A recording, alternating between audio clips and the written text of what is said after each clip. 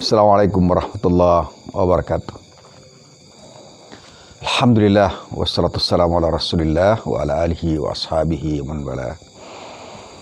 Pemirsa rahmatullah, mari kita lanjutkan kata-kata hikam yang diambil dari 1001 kata hikmah yang menginspirasi. Kali ini kita akan lanjutkan pada hikmah yang ke-33.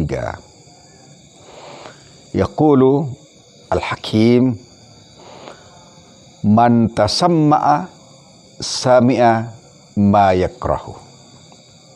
Saya ulangi. Man tasamma'a sami'a ma yakrahu. Man tasamma'a sami'a ma yakrahu. Barang siapa yang suka menguping, mendengar perkataan orang, sering mengintai-ngintai apa yang dibicarakan orang, maka dia akan mendengar sesuatu yang tidak dia sukai. Dan orang seperti ini sebenarnya terkena sabda Rasulullah SAW bahwa dia termasuk orang yang tidak memiliki akhlak yang baik. Orang-orang yang mutasammi ini, yang tukang nguping-nguping yang tidak perlu itu. Rasulullah SAW bersabda, min husni islamil mar'i tarkuhu ma la ya'nihi. Salah satu ciri kebaikan seorang muslim itu adalah meninggalkan sesuatu yang tidak ada kepentingan dirinya untuk apa yang dia lakukan itu. Kemudian yang kedua, man ta'adda al-haqqa dhaka madhhabuh. Barang siapa yang melanggar kebenaran, melampaui kebenaran, menabrak-nabrak kebenaran, membentur-bentur kebenaran, melangkai kebenaran, dhaka madhhabuhu, maka akan sempit jalan hidupnya, akan sempit jalan ke depannya, akan sempit pikirannya, karena dia akan dikepung oleh ranjau-ranjau kebenaran yang pernah dia langgar dan lompati serta tabrak gitu. Dia akan dijepit sendiri oleh kelakuannya, oleh pelanggaran-pelanggarannya, oleh tingkah lakunya sendiri. Karena pada saat dia melanggar kebenaran itu pasti dia terjerembab dalam kebatilan. Dan kebatilan itu tidak gratis, dia harus membayar. Tidak ada yang free of charge atau free of cost. Dia tetap harus membayar apa yang dia lakukan. Kebatilan yang dilakukan harus dibayar dengan apa yang sesuai dengan kebatilan itu. Kemudian yang ketiga, man ta'arrada lil masa'ib thabata lil masa'ib. Barang siapa yang siap menghadapi tantangan, pastilah ia sabar menghadapi masa kesulitan. Artinya, orang yang senantiasa siap dan bersedia untuk menghadapi tantangan yang dihadapinya, maka dia pada saat dia menghadapi musibah, dia telah terlatih untuk menghadapi musibah itu karena dia telah terbiasa menghadapi kesulitan-kesulitan. Tapi orang yang menikmati keenakan-keenakan, ya, kelonggaran-kelonggaran, kenyamanan-kenyamanan, dan dia tidak pernah menghadapi kesulitan apapun dalam hidupnya, mulus saja, lurus saja, enak saja, biasanya kalau dia ada benturan maka dia tidak siap untuk menghadapinya. Yang keempat, man tafakkara absara.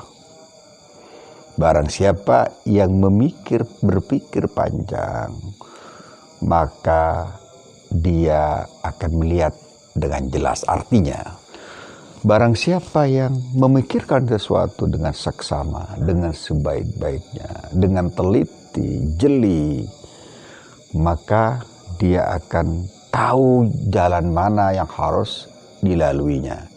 Karena dia telah melihat persoalan secara clear dan jelas. Dan cara ini pula akan menghindarkan dia dari ketergelinciran, dari kesalahan-kesalahan, karena dia telah berpikir matang sebelum melakukan.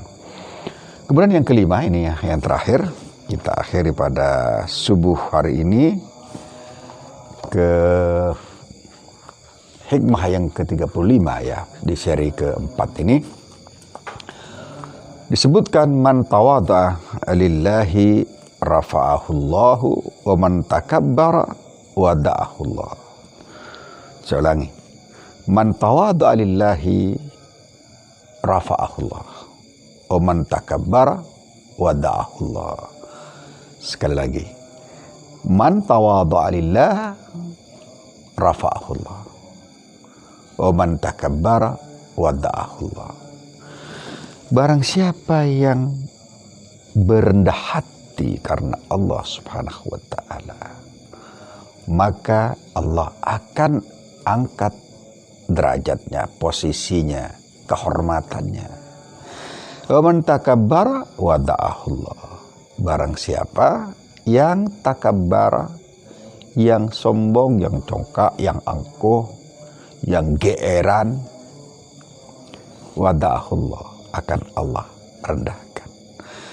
Kita tahu bahwa seseorang yang tawadhu itu banyak orang yang suka, banyak orang yang membantu, banyak orang yang senang, banyak orang yang simpati dan empati pada orang-orang yang tawadhu.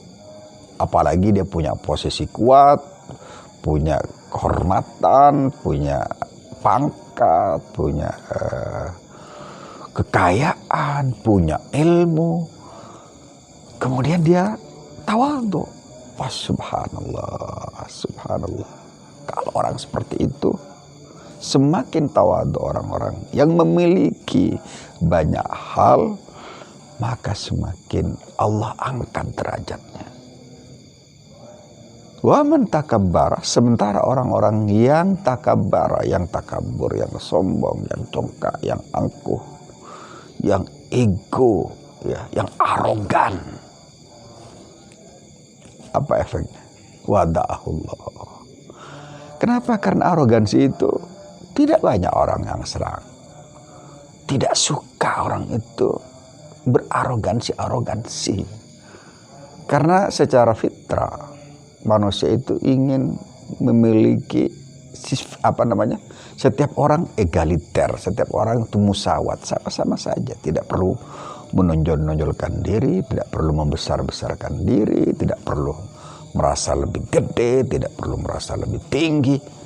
Kenapa? Karena setiap orang adalah amamallahu sawa. Setiap orang itu sama saja di hadapan Allah Subhanahu wa ta'ala. Itu saja yang bisa saya sampaikan. Semoga kita menjadi orang-orang yang hakim, yang bijak bestari, dan memiliki kepekaan mendasar dalam kehidupan kita, sehingga kita tidak terjerembab dalam menjadi orang kepo yang ingin tahu persoalan orang, yang tukang melanggari kebenaran, kemudian tidak siap menghadapi kesulitan-kesulitan. Dan mari kita menjadi orang-orang berpikir, dan terakhir marilah kita menjadi orang-orang yang mutawadhi'in, orang-orang yang tawadhu, orang-orang yang rendah hati dalam kehidupan kita semua. Qul qouli hadza. Assalamualaikum warahmatullahi wabarakatuh.